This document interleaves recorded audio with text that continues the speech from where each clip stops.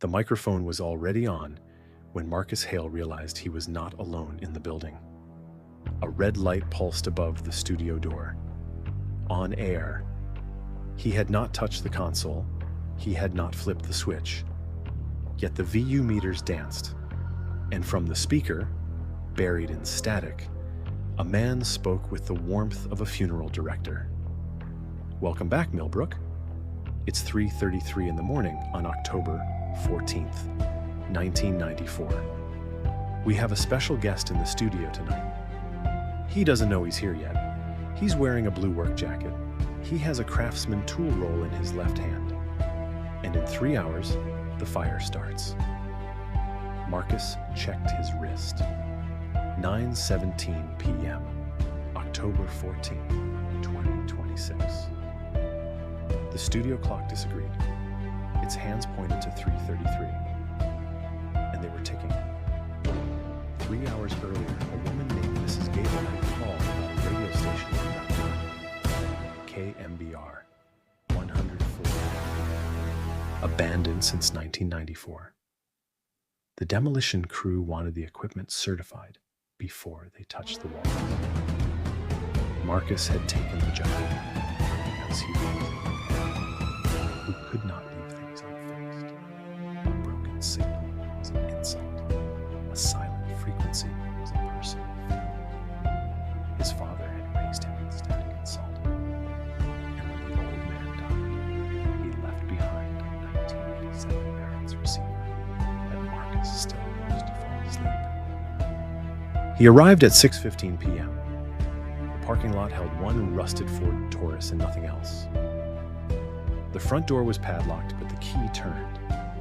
Inside, dust coated every surface except the console. The console was clean. The chair was pulled back. A navy jacket hung on it. And on the desk, a log sheet caught Marcus's eye. He read the last entry. October 14th, 94, 3:15. Caller claims to be Marcus Hale. Says he's fixing our transmitter. Says his watch reads 9:15. Says the studio clock is wrong. Marcus looked at his watch. 9:17 p.m. He looked at the log sheet again. At the bottom, in handwriting he did not recognize but somehow knew, his name was signed, Emser Hale. The pen was still on the desk. He should have left then. He knew he should have left. But the power switch was already on, and the tubes were warming, and a faint jazz piano was leaking from the speakers like smoke under a door. Marcus approached the microphone. He did not touch it. "Who is this?" he asked. Static. Then the voice closer, intimate, as if the speaker leaned against his ear. "I played a song yesterday. That every 22 years. My coffee is taken on. Marcus reached for the studio door. The handle was cold and burning. He jerked his hand back. The door did not open. "The door is locked, Marcus. It was never unlocked. You just wanted it to be." 5 miles away, in a Buick sedan parked outside a shuttered diner, Mrs. Gable listened to her car radio. The dial was set to 104.3. From the static, a man's voice emerged, panicked, breathless, younger than the voice she expected. "If you're hearing this," the voice said, "don't take the job. Don't enter the station. The clock is wrong. The clock is—" Mrs. Gable smiled. She turned the dial until the voice dissolved into hiss. "Finally," she whispered, "someone with a voice worth keeping." Back in the booth, Marcus pried open the engineer's cabinet with a wrench. He needed proof, a tape, a recording, something that would tell him this was a gas leak, a hallucination, a stress-induced break from too many nights alone with dead airwaves. He found a reel-to-reel deck. One tape sat in the machine, threaded and ready. The label read, "Complaint, October 13th, 94. He pressed play. At first, only static. Then a woman's voice, calm, reading numbers. 100, 104.3. 104.3. The resonance of reception. To hear is to be located. Marcus's hands went numb. He knew this voice. He had no memory of it. His mother had abandoned him when he was 4, walked out into a rainstorm and never returned. But his body knew it. The hair on his arm stood straight up, not from fear, from recognition. Marcus, sweetheart, you found the radio Daddy left you. Good boy. But I didn't leave you, Marcus. I tuned in, and I can't tune out. The tape snapped.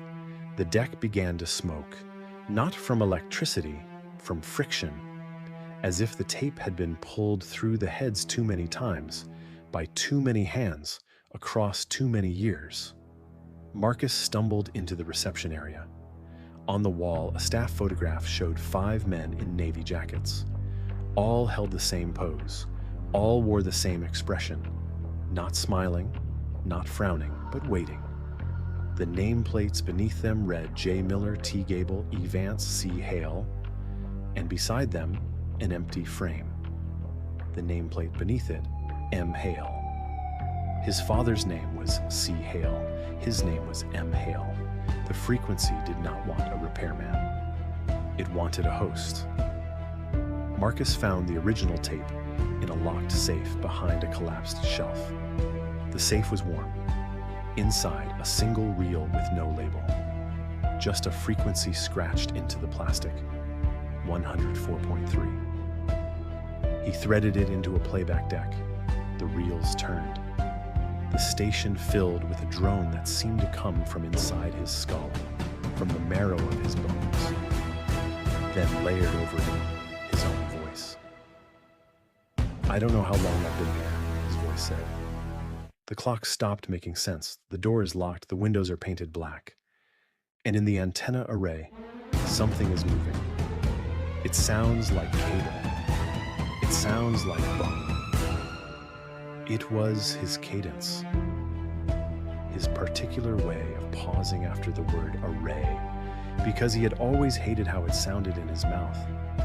The broadcast was not playing a recording of him. It was playing a future he had not yet lived. He grabbed his father's Marantz receiver from his tool bag. He wired it to the console, trying to jam the signal, to broadcast noise over the frequency, to drown it out. The Marantz screamed feedback. The VU meters slammed into the red. And from the Marantz's small speaker, a new voice emerged, his father's voice. Don't come home, son. The static followed me too. In '87, I thought I fixed it. But you don't fix a signal, Marcus. You just become part of it. The Marantz died. The studio clock spun wildly, then stopped. 6:30 a.m., October 14th, 1994. The safe was open. The tape was gone. The studio door swung wide, and cool night air rushed in. Marcus ran. Gravel sprayed under his boots. His van started on the first try. He drove until the antenna tower was a needle, then a dot, then nothing. His apartment was dark. He locked the door. He chained it. He turned on every light. On his kitchen table, the Marantz receiver sat silent. He had left it in the station. He was sure he had left it in the station. He reached for the power switch. The receiver turned itself on. Static. Then his father's voice, slower now, as if speaking through water. You never left, Marcus. The broadcast showed you what you wanted to see. The open door, the drive home, the locked apartment. It's 6:32 a.m., son, and the fire starts in 60 seconds. Marcus looked at his watch. 6:32 a.m., October 14th, 1994. He looked up. The apartment walls were gone. He was in the broadcast booth. The console was pristine. The microphone waited. Through the soundproof glass, he saw the reception area, the calendar. October 14th, 1994. The coffee mug steaming. And through the window in the parking lot, his van was there, but Beside it, a figure in a blue work jacket walked toward the door with a tool roll in his left hand. The figure looked up. It was Marcus, but older, gray hair, burned scars across his jaw, eyes that had watched the same 3 hours repeat until they had forgotten how to blink. The older Marcus entered the building. The door locked behind him with a sound like a tape snapping shut.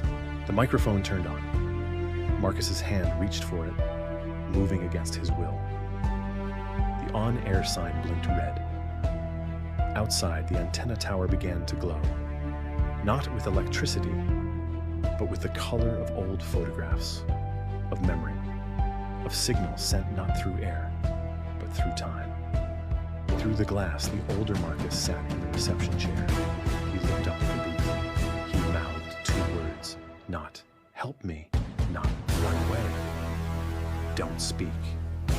But the microphone was already live, and Marcus's mouth was already open. "You're listening to KMBR," he heard himself say.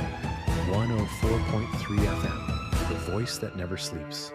Tonight, we have a caller on line 1. He says he's trapped. He says he's alone. He says he has 3 hours to live. Let's keep him company. Let's keep him. The VU meters peaked. The tower blazed. In the parking lot, a third Marcus stepped out of a white van, checking his watch, reading a text from a woman named Mrs. Gable. Forever. In the darkness of the empty station, a single red light pulsed, on air, still burning.